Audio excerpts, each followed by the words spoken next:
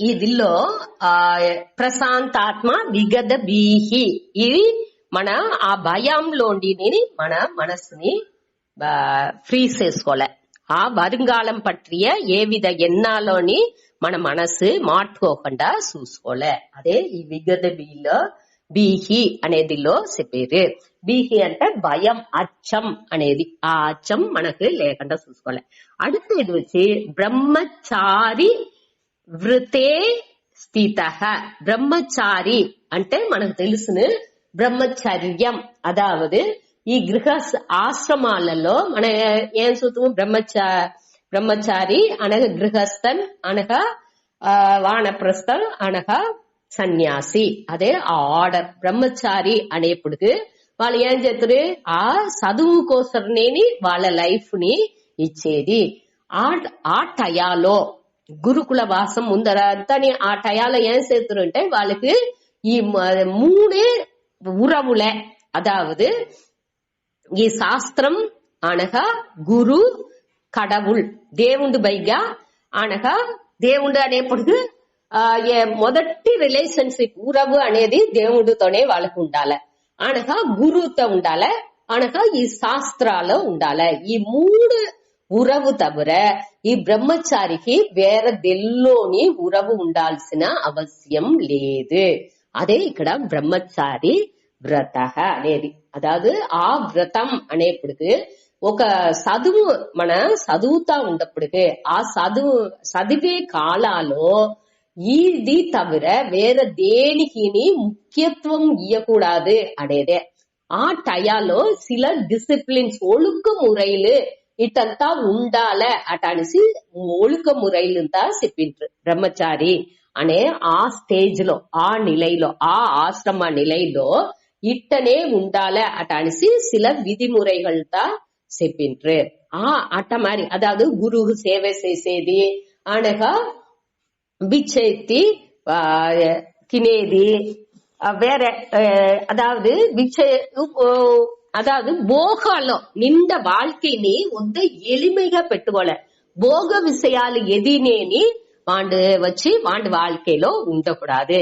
భోగం అదాదు సాధారణ విషయం కూడా ముందటి కాలాల్లో చెప్పు గొడుము కూడా పెట్టుకోరుంట. ఆ టయాలో అదాదు బ్రహ్మచారి வாழ்க்கைలో చెప్పు వేయరుంట, గొడుగు కూడా వాళ్ళు పెట్టుకోరుంట. ఎండ వాన ఎది ఉంటనాலும் గొడుగు ఎత్తేదో అదింత దొరకదు. ఆ ఇల్లరానికి వచ్చేప్పటికే చెప్పు గొడుగుంతాని వాళ్ళకి ఇత్తురుంట. దాని వరకుని ఆ భోగం కూడా వాళ్ళకి ఉండకూడదు. అంత ఎளிமையான வாழ்க்கை, ఏ విధమైన సుఖాన్ని వాళ్ళ మనసు ఎదురు చూడకూడదు అనేదానే ఇక్కడ చెప్పారు. మనకి ఇక్కడ వచ్చి ఈ మెడిటేషన్ అట్లీస్ట్ ఈ ధ్యాన టయాలని మన ఈ బ్రహ్మచర్య ఏ విధమైన ఉరవులకుని ముఖ్యత్వం ఇవ్వకుండా దేవుని మట్టునే ఈ గురు శాస్త్రం ఆ మహాన్లని పట్టియ ఎన్నం, లేకపోతే వాళ్ళుடைய வாழ்க்கையை சரிதம் శాస్త్రాన్ని పట్టియ ఆ టీచింగ్, శాస్త్రం మనకు ఏమి జ్ఞానాన్ని ఇచ్చిందో దాని పట్టియ ఎన్నం, ఆ దేవుడు పట్టియ ఎన్నం. ఇది తవిర వేరే ఏ విధమైన ఎన్నం లేకుండా మనసుని పెట్టుకోలే అనేదానే ఇక్కడ చెప్పారు. దీనిలో ఇంకొకటి వచ్చి ఈ సన్యాసి வாழ்க்கை అనేప్పుడు అది కూడా వాళ్ళు ఎదినే ఈ మూడు రిలేషన్షిప్ కూడా అప్పుడు ఉంటది. ఈ ఉలక ఉరవుகள் అన్నిని ఆ టయాలో మన విడక్కి పెట్టరావలే అనేదే. మనసులో ఆవాలా నేను ఒక అమ్మ, నేను ఒక బిడ్డ, లేకపోతే నేను ఒక యజమాని అనేటంతా ఏదో పని చేసేరు అంటే దానిలో నేను యజమానంగా ఉండాను అటానే థింకింగ్ తా ఎదినే లేకుండా ఆ దేవుణ్ణి పట్టి మట్టుం ఆ ఒక 15 నిమిషం మన ఎంచుకుండేదే. అట్ట ఉండేదే ఉండే ముఖ్యం. ఈ ఉలక దీని అది అన్నినేని బుడిసి తాత్కాలికంగా ఆ ఉరవుகள் అన్నినేని ఎంచకుండా ఒక 15 నిమిషం మనసుని అమైదిగా పెట్టుకునేది అనేది ఉండే ముఖ్యం. అదే ఇక్కడ చెప్పారు. ఇది ఉండப்படுது ఆ అదావదు బ్రహ్మచారి వృతే స్థితః. స్థితః అనేప్పుడు దల్లోనేని స్థిరంగా ఉండుకుని మనసుని వచ్చి అటా ఇటా అలపాంచి పెట్టకుండా ఆ దేవుడు శరణార విందాలోనేని ఆ శరణ కమలాలోనేని మనసుని పెట్టుకుని అనగా அடுத்த వరిలో మనహ సంయమ. సంయమ అంటే దాని మనవసాల మనస్సుని ఇటంతా ఉంటేనే మనసు ఆ మనవసాలో ఉన్ను. ఆ కడివాలని మన చేత పెట్టుకుని మన రథం చెప్పినాము ఇంకా ఈ ఒళ్ళే రథం. ఈ అన్ని పంచ ఇంద్రియాలు వచ్చి గుర్రాలు. ఆ గుర్రాల కడివాళం వచ్చి మనసు. ఆ కడివాళం దోరు చేత ఉంది. ఆ సారథి ఓட்டுபவன் దోరు ఈ బుద్ధి.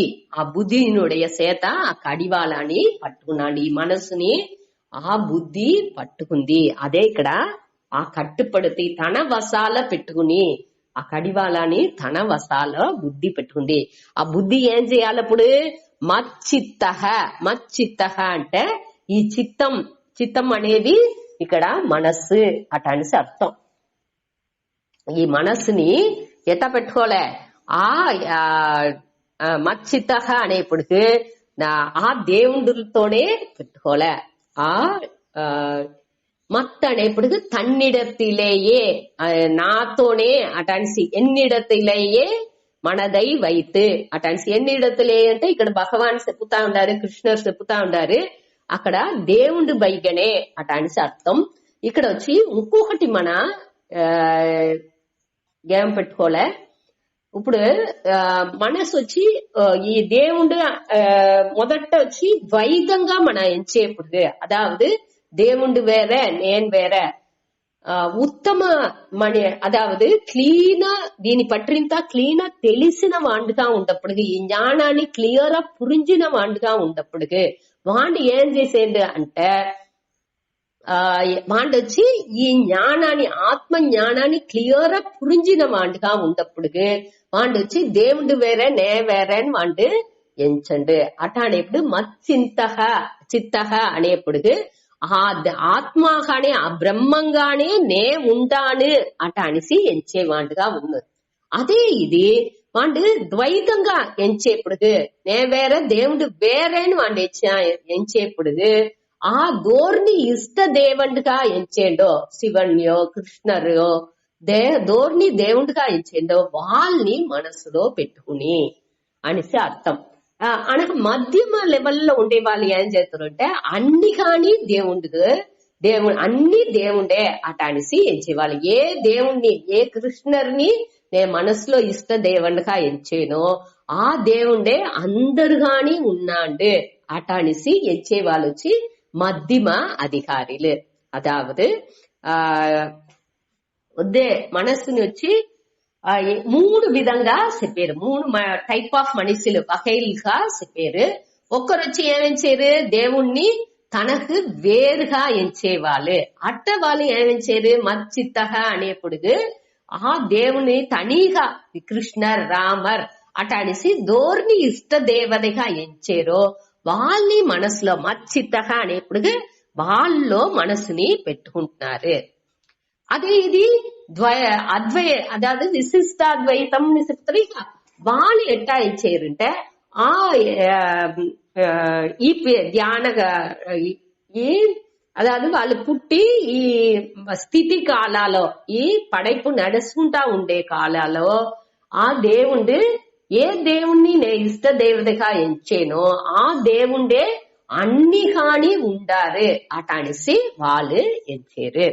అదావదు ఏ కృష్ణర్ని నే మొక్కేనో ఏ శక్తిని నే మొక్కేనో ఆ శక్తియే అన్ని కాని ఈ ప్రపంచాల్లో ఉండే అన్ని పొరులు కాని ఆ దేవుడే ఉండారు. శివన్ గానో శక్తి గానో కృష్ణర్ గానో మురుగన్ గానో ఏ దేవుణ్ణి ఎంచేమో ఆ దేవుడుగా ఉండారు. అన్ని కాని వాళ్ళే ఉండారు అట ఎంచేది మధ్యమ అధికారులే.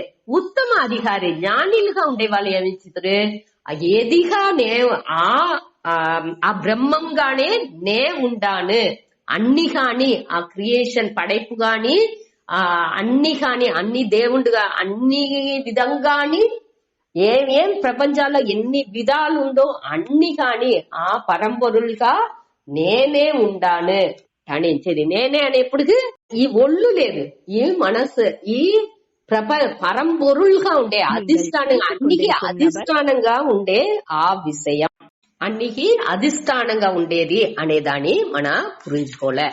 ఇక్కడ ఆ మచ్చిత్త యుక్త అనేప్పటికి ఆ ఒరుముఖపట్టి ఇనంజి, ఈ యుక్త అనే వార్త మనం ఏற்கனவே చూసిండాము.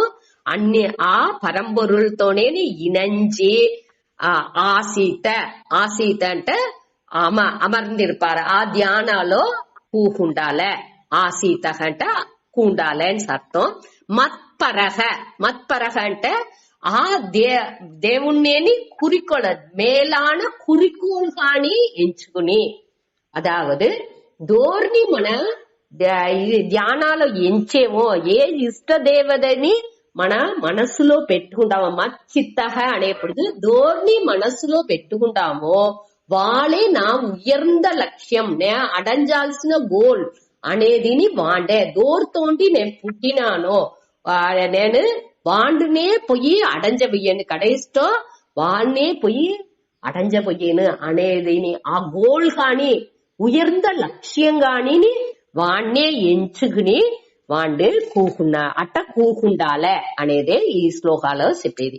అదావదు ప్రశాంతాత్మ మనసుని ఎట్ట పెట్టుకోలే, పాస్ట్ ని పట్టి ఎంచండా ఇరంద కాలంలోని మన టీచింగ్ ని ఎత్తుకుని దానిలో ఆమె మట్ట దీని పూర్వం దేవుడితో అర్పణం చేసి ఉండాలే. அடுத்து విగద బీహి అనేప్పుడు வருங்காலாన్ని పట్టి ఎదినేని ఒక ఆవలో ఒక ఎదురుపార్పో ఎదినే లేకుండా, వెరుపో ఎదినే లేకుండా అన్నిని వచ్చే మన ప్లాన్ చెయ్యాలి. வருங்காலாన్ని పట్టి திட்டமிடாச்சு. కాబట్టి ఏం నడుసునో ఏమో అనే దానింత ఎంచకుండా అన్నిని దేవుడు ప్రసాదంగా ఎత్తుకునే మననిలై పెట్టుకోలే. అనగా బ్రహ్మచారి వృతే స్థిత అనేప్పుడు ఈ బ్రహ్మచర్యం అంటే ఏం చూసాము, ఆ గురువుకు సేవ చేసేది, పణివుగా ఉండేది. అది ఆ 3 రిలేషన్షిప్, అదావదు గురు అనగా దేవుడు, గురు అనగా శాస్త్రం, ఇది తవిర వేరే దేనితోని మనసు తొడర్బు పెట్టుకోకుండా ఉండేదే ఈ బ్రహ్మచర్య వ్రతం. దానిలో స్థిత అంటే ఉరుదిగా మనసుని పెట్టుకుంటే మన అట్ట ఉండప్పటికీ మనక సంయమ్య, మనసు ఏమవుతుంది, మన వశపడుతుంది. మన వశపడుతున్న ఆ మనసుని ఆ పక్కువ పడుతున్న వెనక దేని పట్టి ఎంచాల, మచ్చిత్త ఆ దేవుడి పైగానే మనసుని పెట్టుకుని, మత్పరహ దానే లక్ష్యంగా, మేలాన లక్ష్యంగా ఎంచుకుని, యుక్త దానిలోనే ఎనంజి ఆసీత దానిలోనే ఉండు అనేదే ఇక్కడ చెప్పారు. ఈ మచ్చిత్త మత్పరహ అనేదిలో ఒక విళకం ఇచ్చారు. ఏమింటే ఇప్పుడు ఒక మనిషి వచ్చి పెళ్ళం పైగా వద్దపిరంగా ఉన్నాడు అంటే దానియే ఎంచుకుని మనసులో వచ్చి ఏ వాళ్ళ అన్బు కొండ ఆ పెళ్ళాన్ని మనసులో ఎంచుకు ఉండాచ్చు. కావంటే వాండుடைய లక్ష్యం అది లేదు. లక్ష్యం అనేప్పుడు వాండు ఒక ఏ పనిని ఒక రాజా దివా వాండు పని చేసేవాండుగా ఉంటే ఆ రాజా ఏం చెప్పారో, లేకపోతే వాండుடைய ఆ దేవుడు, అదావదు దేవుడిని పట్టి ఎంచేవాండుగా ఉంటే ఇది వచ్చి ఆ పెళ్ళాన్ని పట్టి ఎంచేది వచ్చి ఒక మనసులో ఒక తావులో ఉండు, అది ఫుల్ గా సకాపోదు. కాబట్టి అది మేలాన లక్ష్యంగా వాండుకు ఉండదు. ఒక தளபதிగానో ఒక அமைச்சன்గానో వాడు పని చేసినాడంటే அரசனுக்கு దివా చేస్తే அரசன் ఏం చెప్పిందో దాన్ని చెయ్యాల అనేదే వాడు ఉయర్ந்த లక్ష్యంగా, నాటు కోసం మనం చెయ్యాల్సింది వాడు ఉయర్ந்த లక్ష్యంగా ఉంది. ఆ రెండుకి విత్యాసం అనేది ఉంది. ఆ ఉయర్ந்த குறிக்கோள் అనేది వేరేగా ఉంది. దేని పట్టి వాడు మనసులో ఎంచుతా ఉన్నాడు అనేది ఒక పంచు ఉంది. కావంటే ఇక్కడ ఏం చెప్పారు, భగవాన్ చెప్పేది వచ్చి ఈ దేని మనసులో ఎంచుకుంటా ఉన్నాడో అదే ఉయర్ந்த குறிக்கோள் పని ఉండాలే. అదావదు దిల్లో మన పొయ్యి ఏది దేని అడంజాలనో అదిని ఆ దేవుడిగానే ఉండాలి. ఆ దేవుడు అనేప్పటికి ఇష్ట దేవதை అనేది మొదటి స్టేజ్ లో అనగా అదే అన్ని కాని ఉండేది రెండవ స్టేజ్. మూడవ స్టేజ్ లో అది కానే నే ఉండాను అనే దాన్ని పురించుకుని దాన్ని లక్ష్యంగా పెట్టుకుని దానిలోనే మెడిటేట్ చేసేది, దానిలోనే మనసుని పెట్టుకు కూకుండేదే ఈ నిధిధ్యాసనం అనేదాన్ని చెప్పి ముడిచేరు. తిరువిధిని ఒక మాట వాసిత ప్రియసిప్ ప్రశాంతాత్మా విగదపీహి. The person you are speaking with బ్రహ్మచారి వ్రతే స్థితః. మనః సంయమ్యమచ్చిత్తః.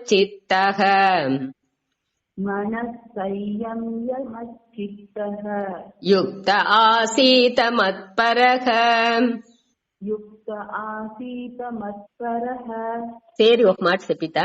ప్రశాంతాత్మా విగదభీః బ్రహ్మచారి వ్రతే స్థితః. ప్రశాంతాత్మా విగతభీః బ్రహ్మచారి వ్రతే స్థితః. మనః సంయమ్యమచ్చిత్తః. యుక్త ఆసీత మత్పరః. మనః సంయమ్యమచ్చిత్తః. యుక్త ఆసీత మత్పరః. ఇంత ముడుచుకుంటాడు.